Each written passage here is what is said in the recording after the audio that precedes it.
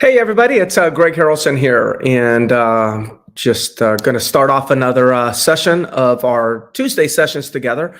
Of course, for those of you that's first time, seeing us live here, we do, or I do, a session every Tuesday at 11:30 Eastern time, and I go through a different a different conversation, a different training session or coaching session around the Real Geeks platform. And today I'm going to talk about presenting value because we understand one thing that we know right now is the whole issue of value is going to be very important in the area of buyer agency, working with buyers. So buyer agent value. I'm just going to put that in the comment section here, or in the right there. So buyer agents value. Um, we listen. We've all heard about the NAR lawsuit, and I won't pretend that I have all the answers as to what's going to happen in the future, because we just don't know what's going to happen in the future. That is a fact. We are probably going to get more and more information, as time goes on, as to how this is all going to play out. But in the meantime, there's one thing that we're pretty confident, in right now. We're pretty confident that buyer agents, and I'll include listing agents, but more important right now, buyer agents. We are really confident that no matter how this shakes out in the end, it's going to be important that a buyer agent be able to articulate their value on the front end of a buyer relationship, kind of like a seller does or a listing agent does. See, when the consumer, if you were to ask a consumer, if you were going to poll 1,000 consumers, I'm willing to bet this kind of results. If you were going to poll 1,000 sellers and say, hey, what's the value of a listing agent? They would have way more answers than if you said, hey, what's the value? What does the buyer agent do for you? I think the consumer knows more about what the listing agent does than they do know about what the buyer agent does. Now, I have my theory as to why this is the case. My theory is as long as I've been in real estate, which is over 25 years, maybe 27 years now, as long as I've been in real estate, when I'm going to work with a seller, I do a listing presentation. The beginning, before me and the seller engage in a listing agreement, in an agency relationship, I've done a presentation and I've presented my value. I've said, this is my value. This is what I do. Here's why it matters. And then they choose to hire me and give me a compensation agreement. So if you think about it, from a listing agent standpoint, we make a listing presentation, present our value, present the things that we're going to do, set expectations, make our promises. And after they hear all that, if they like it, if they see value, they sign an agreement that assures compensation. And because we as real estate agents have been doing listing presentations forever, a lot of sellers will have some sort of idea of what listing agents provide, their value. But buyer agents, we have not really been doing buyer presentations.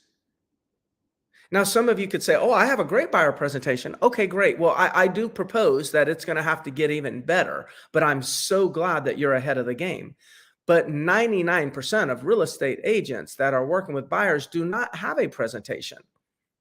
The buyer calls off the internet or a sign call and is requesting information or requesting access to the property. We rush out and go show them property. I recommend we do that. We go show them property, and our entire presentation is all about the property. Well, here's this property, and here's this property, and here's this property, and this is what the comps say about this property, and here's the amenities in this community. our presentation from a buyer's agent perspective is predominantly around property, not around ourselves. So, in my office, one of the things that I'm sharing, even in the Real Geeks Mastery coaching program, one of the things that I'm starting to talk about is there's a lot of fear within real estate agents as to what the changes will be eventually with this class action lawsuit. How is this going to affect compensation for buyer's agents? There's a lot of theories out there right now that sound scary. Some of them seem very manageable. Some of them seem very scary. The reality is we don't know which ones are going to stick. But one thing I do know is that change is going to occur. I'm confident that change is going to occur. Now, the question becomes, do we sit back and just wait to see what happens and then change whenever we're told exactly what we need to change? Or do we start making changes now? And my thought is, if we continue to improve and make small changes now, and every time we get new information, we can make another small change, then when we really know what's going to happen, then it'll be nothing more than another small change. But if we sit back and just wait for the law to change, the MLS to tell us what to do, if we sit back and wait, it's probably going to feel like a big change one day in the future. So I'm a believer of let's start improving now. And I think the consensus is out that everyone does believe and does agree that buyer agents are going to have to do presentations. They're going to have to share their value to assure compensation. We don't believe that buyers are going to freely sign compensation agreements just to have you show them property, because there's so many people that can show them property. They can just go straight to the listing agent. So they're going to have to see some sort of value in the agent in order to agree to compensation. Now, I've listed a lot of properties in my life. I focused on that. And I know what it takes to represent a seller. I also know what it takes to represent a buyer. And I will be completely transparent. I believe the agents that are representing buyers work extremely hard. I think they're undervalued. I think they're misunderstood. I think the consumer and even listing agents have no clue how hard you work for your compensation. I really do. Like the consumer says, oh yeah, I could call an agent. They can show me property. And maybe you can give them some guidance about comps. Maybe you can present the offer. Maybe even assist in negotiations. That's almost the extent of what the buyer thinks you do. But when we start to look behind the scenes, under the hood, at what buyer agents really do, that list is 100 items long, if not longer, on all the little things that you knew, but the consumer doesn't know that you do.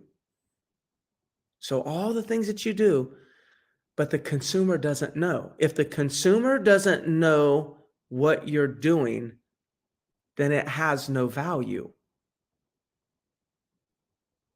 That's different than a listing agent. When a listing agent goes to a seller, they do a listing presentation. And if the seller sees value, they sign a compensation agreement. Buyer agents, no presentation, no buyer compensation, no agent compensation agreement. So it's pretty simple, and it seems pretty obvious that the one thing that's missing is communication of value in the form of a presentation. So I'm going to start with, because we're going to talk about this over time. It's so important. The importance of presenting value is so important. But before we go there, you have to ask yourself, what is your value? What is your value? Now, I've got a couple questions that I'm going to ask you to ask yourself, because I don't think that this is a conversation that anybody should think that they can get it like within the first attempt. I think it's going to take practice, just kind of like a list and presentation. I've practiced that thousands of times, guaranteed. I practice it thousands of times. So it's going to take us practicing buyer agency presentations many, many, many times. The first question we have to ask ourselves is, what is our value? Now, everybody could have a different value. I don't think that every agent has the same value. I think a lot of agents have similar values, and some of us will have values that are duplicated. But depending on your personality, your knowledge base, your experience, you may have another value that somebody else doesn't have. All of us have value, but we need clarity. What is your value? I mean, I could easily say, hey, this is what your value should be, but that's not you. You have to figure out, what is your value. Another way to ask that question and ask yourself the question is this: why do I matter? What is your value? Why do you matter to the transaction? Why do you matter to the buyer? And you have to be careful at just surface conversations. Well, I matter because I have a lot of experience and I know the market. That's not a value in the eyes of the consumer. It may be a value to you, because when you say something like, well, I've got 15 years experience and I've done 1,000 transactions, so I know the market. When you say those things, I know you believe that's your value, but you believe that's your value because you actually woke up every day and did those transactions, and you know the things that it took to do those transactions. You know the stories of when you helped a certain a buyer, and by helping that buyer, you saved them $15,000. You have these stories, but when you make a general statement by, hey, look, I've got a good track record, I've helped a lot of people, I've got all these great reviews, we think that's our value because we know what it took to get all that. But the buyer doesn't know that. The buyer just hears, oh, of course you're going to say that. You're supposed to say that. You're an agent. What else would you say? All agents say that. But it starts there. It starts with, what is your value? But then you have to ask yourself, okay, why do you matter? To the transaction, to the buyer, why do you matter? Next question you have to ask yourself is, do you know how to present that value? So what is your value? Why do you matter? And how do you present it? The next question is, does the buyer understand your value? And here's how they're going to understand. Do they understand what's going to happen or what the risks are if that value is absent? Now, this is very, very important. I'm going to say it again here. What is your value? Why do you matter? How do you present that value? Do they know your value? And more important and most important, besides question number one, is this one. Do they know what happens and what risks they're going to be exposed to in absence of the value that you're bringing to the relationship? For example, one of my values could be that not only do I know the properties that are on the market, and I'm in touch and research them all, I also know a good bit about the history of a lot of the real estate agents and the developers in the market.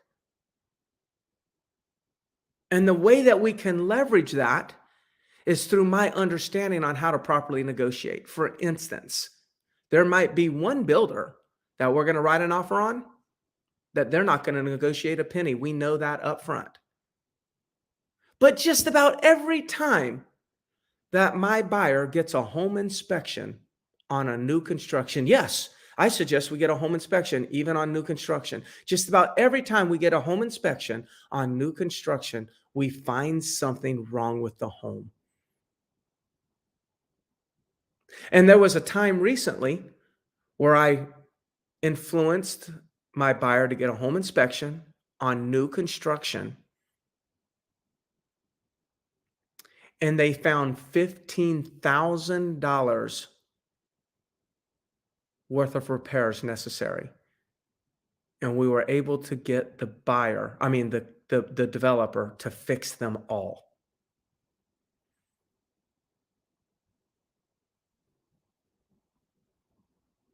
See, I know the value. I'm explaining why I matter. I'm presenting that, like giving them a story about a past time where I saved my buyer's butt to the amount of $15,000 on a new construction home, which majority of buyers never get a home inspection for. I promise you, if you're not getting home inspections on new construction homes, that's a mistake. The inspector is going to find something 90% of the time on all new construction homes. And most of the times, the things that they find, the developer will fix them. That's a value. That's a value that a lot of your other agents in your market are not doing. But it's great that you could say, I'm going to even suggest a home inspection, even if it's new construction. That's not the value. The value is that you know the market so well that you understand that 90% of the time, a new construction home is still going to have some things show up on a home inspection. So you're going to leverage that home inspection to make sure that those things are identified before the buyer closes, so we can so we can leverage that information in a negotiation to get some compensation, attempt to get compensation for those repairs that are necessary. The repairs have to be done. It's going to be a matter of whether or not the builder is going to pay for those repairs and fix it before you buy the home, or are you going to fix it after you buy the home? And in this scenario, there was one scenario where I saved the buyer $15,000 worth of repairs.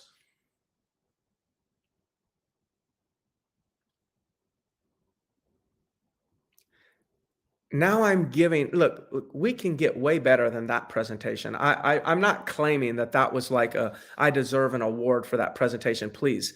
As I even listen to myself, I'm like, oh, I can get way better at that presentation. And so can you. But the point is I'm following my template here. What is my value? Why do I matter? How do I present it? Do they know the value? And do they understand what could happen in absence of that value? See, in absence of my value in this example that I just shared, is they may have bought a property and had $15,000 worth of repair in the next year or so that they would have had to come out of pocket for.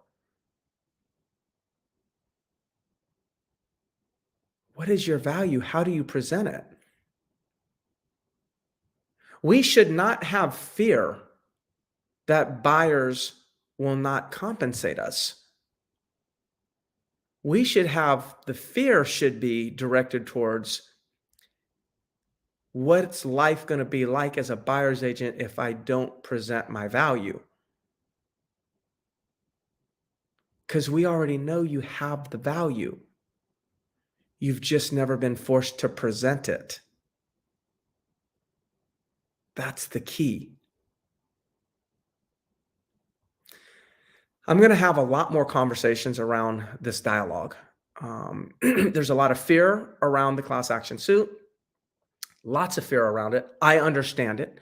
I understand the fear. I don't understand the lawsuit to the extent that we have to, but I'm working with a lot of people, masterminding, consulting, attorneys, consulting, different consultants that are specializing in the topic, in guiding real estate companies and real estate agents on what proper steps they need to take. So I am really in touch with it, and I'll continue to bring more information to you as I see it. I believe small changes over time is going to be a lot easier than one massive change later on down the road. So why don't we be proactive? We already know we're going to have to be presenting our value to secure compensation agreements.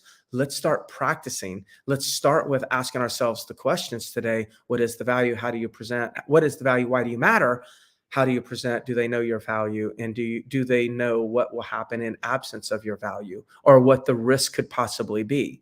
In my opinion, when I'm working with a buyer, the risk are they are going to lose money. The risk are they're going to are going to leave money on the table. They're going to overpay, or they're going to have repairs, or they're going to not understand how to read HOA documents and look for red flags.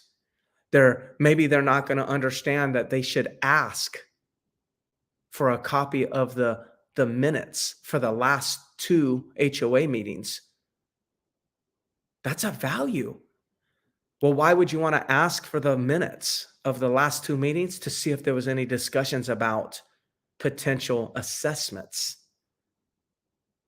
Because see, you could say, is there any assessments? No, none assessments. But the meeting from the last month, they are talking about maybe an assessment in the next 6 months. It's true. There are no assessments, but the minutes, it may have a reflection, it may reflect that there was conversations about it. That's a value. Like, in absence of that value, the buyer could buy into that community, and in a year, the HOA fees get jacked up.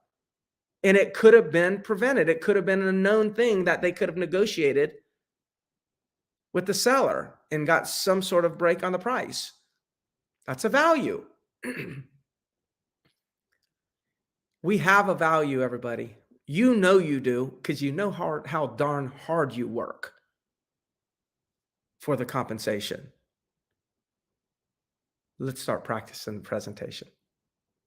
All right, everybody. If there's anything I can do for you, a lot of you do know that I have, I have a coaching program called Real Geeks Mastery, and in the coaching program, I